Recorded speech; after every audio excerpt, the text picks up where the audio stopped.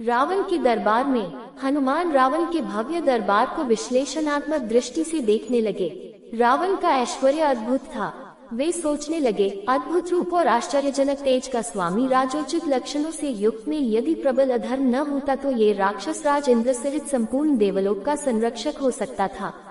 इसके लोकनिंदित क्रूरतापूर्ण निष्ठुर कर्मों के कारण देवताओं और दानवों सहित संपूर्ण लोक इससे भयभीत रहते हैं।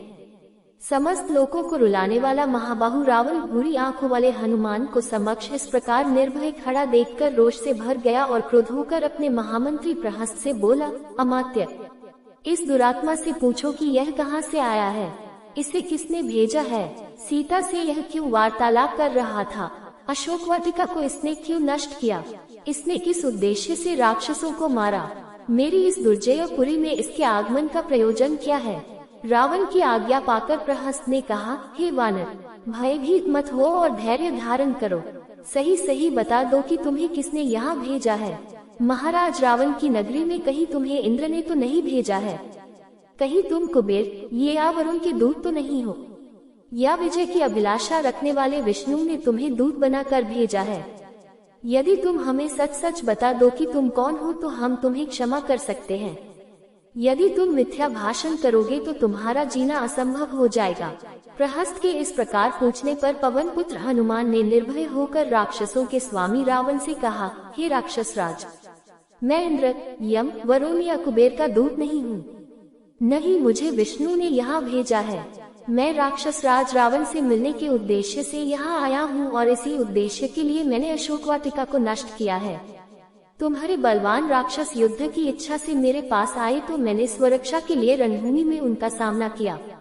ब्रह्मा जी से मुझे वरदान प्राप्त है कि देवता और असुर कोई भी मुझे अस्त्र अथवा पाश से बांध नहीं सकते।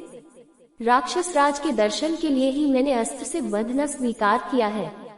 यद्यपि इस समय मैं अस्त्र से मुक्त हूँ, तथापि इन राक्षसों ने मुझे बंधा समझकर ही यहाँ लाकर तुम्हें सौंपा है। मैं श्री रामचंद्र जी का दूत हूँ और उनके ही कार्य से यहाँ आया हूँ। शांत भाव से हनुमान ने आगे कहा, मैं किष्किंधा के परम पराक्रमी नरेश सुग्रीव का दूत हूँ, उन्हीं की आज्ञा से तुम्हारे पास आया हूँ। हमारे महाराज ने तुम्हारा कुशल समाचार पूछा है और कहा है कि तुमने नीतिवान, धर्म, चारों वेदों के ज्ञाता, महापंडित, तपस्वी और महान ऐश्वर्यवान होते हुए भी एक परस्त्री को हठात अपने यहाँ रोक रखा है। ये तुम्हारे लिए उचित बात नहीं है। तुमने ये दुष्कर्म करके अपनी मृत्यु का आह्वान किया है। उन्होंने ये भी कहा है कि लक्ष्मण के कराल बाणों के सम्मुख बड़े से बड़ा पराक्रमी भी नहीं ठहर सकता, फिर तुम उससे अपने प्राणों की रक्षा कैसे कर सकोगे। इसलिए तुम्हारे लिए उचित होगा कि तुम सीता को श्री रामचंद्र को लौटा दो और उनसे क्षमा मांगो। यदि तुम ऐसा नहीं करोगे तो तुम्हारा अंत भी वही होगा जो खर, दूषण और वाली का हुआ है। हनुमान के ये नीतियुक्त वचन सुनकर रावण का सर्वांग क्रोध से जल उठा। उसने अपने सेवकों को आज्ञा दी, इस वानर का वध कर डालो।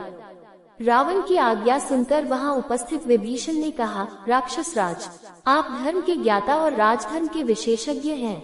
दूत के वध से आपके पांडित्य पर कलंक लग जाएगा, अतः उचित अनुचित का विचार करके दूत के योग्य किसी अन्य दंड का विधान कीजिए।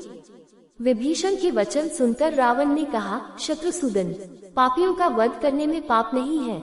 इस वानर ने वाटिका का विध्वंस तथा राक्षसों का वध करके पाप किया है, अतः मैं अवश्य ही इसका वध करूंगा।